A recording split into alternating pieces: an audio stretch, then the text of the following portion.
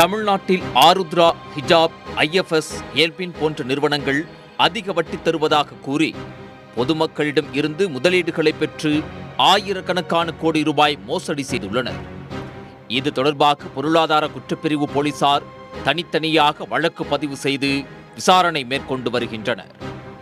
இந்நிலையில் ஆன்லைன் ட்ரேடிங்கில் முதலீடு செய்து அதிக லாபம் சம்பாதிக்கலாம் என சைபர் கிரைம் மோசடி கும்பல்களும் பொதுமக்களிடம் இருந்து பணத்தை கொள்ளையடிக்கும் சம்பவங்களும் நாளுக்கு நாள் அதிகரித்து வருகின்றன. அதன் தொடர்ச்சியாக குஜராத் மாநிலம் ஜாம்நகரில் முதலீட்டு நிறுவனத்தை ஆரம்பித்து நாடு முழுவதும் முதலீட்டாளர்களிடம் இருந்து முதலீட்டு பணத்தை ஏமாற்றிய சம்பவம் பெரும் பரபரப்பை ஏற்படுத்தியுள்ளது. குஜராத்தில் கிரெடிட்ஃபுல் இன்வெஸ்ட்மெண்ட் என்ற பெயரில் முதலீட்டு நிறுவனம் செயல்பட்டு வந்துள்ளது. இந்த நிறுவனத்தின் உரிமையாளரும் தலைமை செயல் அதிகாரி தாவல் சோலனி ஆவார். நிறுவன பங்குதாரராக ஃபர்சானா இஃப்ரான் மற்றும் மனிதவள மேம்பாட்டு அதிகாரியாக யாஸ் தினேஷ்பாய் சுலானி, மண்டல தலைமை அதிகாரியாக பங்கஜ் பிரவீன்பாய் ஆகியோர் சேர்ந்து இந்த நிறுவனத்தை நடத்தி வந்துள்ளனர். ஆன்லைன் மூலமாக விளம்பரம் செய்து நாடு முழுவதும் முதலீடுகளை ஈர்த்துள்ளனர். பணத்தை முதலீடு செய்தவர்களுக்கு மாதா மாதம் வட்டி கொடுத்து வந்த நிலையில் திடீரென கடந்த பிப்ரவரி மாதத்திலிருந்து பணத்தை கொடுக்காமல் பலரை மோசடி செய்ததாக குற்றச்சாட்டு எழுந்தது.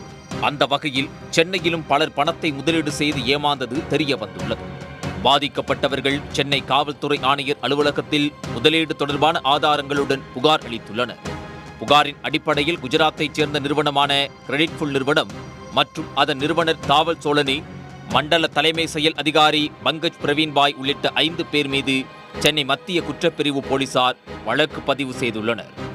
மோசடி குறித்து பாதிக்கப்பட்டவர்கள் தொடர்பாக போலீசார் விசாரணை மேற்கொண்ட போது சென்னையில் ஓய்வு பெற்றவர்கள் மற்றும் நடுத்தர வர்க்கத்தைச் சேர்ந்தவர்கள் உள்ளிட்டோர் பலர் நிலையான முதலீட்டில் மாதா மாதம் பணம் சம்பாதிக்க வேண்டும் என ஆன்லைனில் தேடியதாக தெரிய வந்துள்ளது.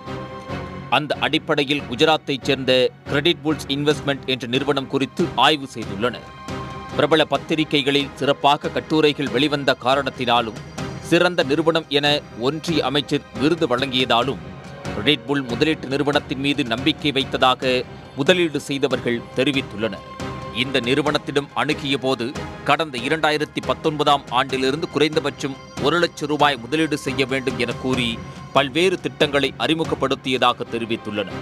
குறைந்தபட்சம் 1 லட்சம் ரூபாய் முதலீடு செய்து 1 வருடம் பணத்தை எடுக்காமல் இருந்தால் 1.5 வட்டி மாதம் தருவதாகவும், 2 வருடம் எடுக்காமல் இருந்தால் 2 எனவும், 3 வருடம் எடுக்காமல் இருந்தால் 3 வட்டி தருவதாக கூறி சில்வர், கோல்ட், பிளாட்டினம் என பல்வேறு முதலீடு திட்டங்களை அறிவித்ததாக தெரிவித்துள்ளனர்.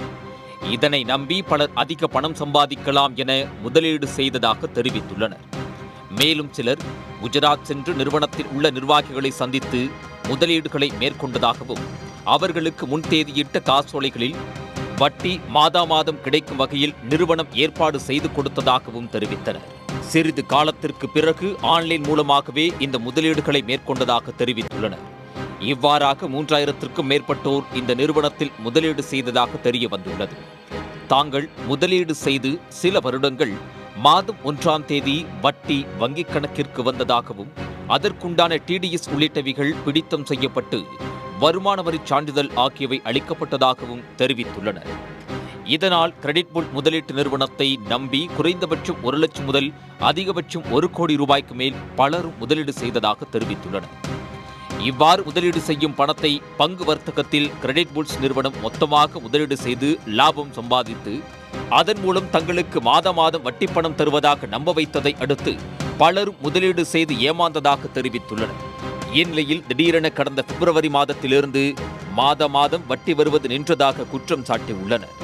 இது தொடர்பாக நிறுவனத்தில் உள்ள நிர்வாகிகளை தொடர்பு கொண்டபோது அனைவரது செல்போன்களும் சுவிட்ச் ஆஃப் செய்யப்பட்டது அறிந்து அதிர்ச்சி அடைந்ததாக தெரிவித்துள்ளனர்.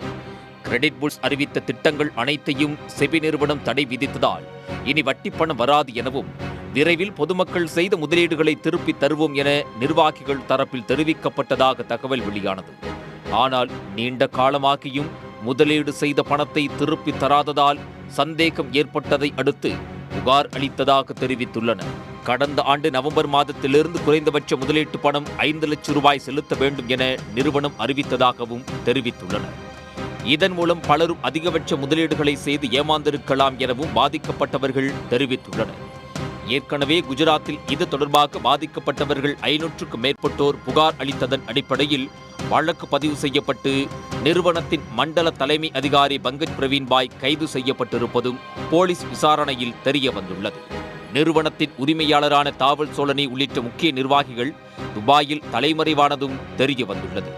நாடு முழுவதும் நூற்றுக்கணக்கான கோடி ரூபாய் முதலீடு செய்யப்பட்டு முதலீட்டாளர்கள் ஏமாந்துள்ள காரணத்தினால் சென்னை மத்திய குற்றப்பிரிவு போலீசார் வழக்கை பொருளாதார குற்றப்பிரிவு அதிகாரிகளுக்கு அடுத்த கட்ட விசாரணைக்காக அனுப்பியுள்ளனர். உடனுக்குடன் செய்திகளை தெரிந்து கொள்ள சன் நியூஸ் பெல் ஐகானை கிளிக் பண்ணுங்க.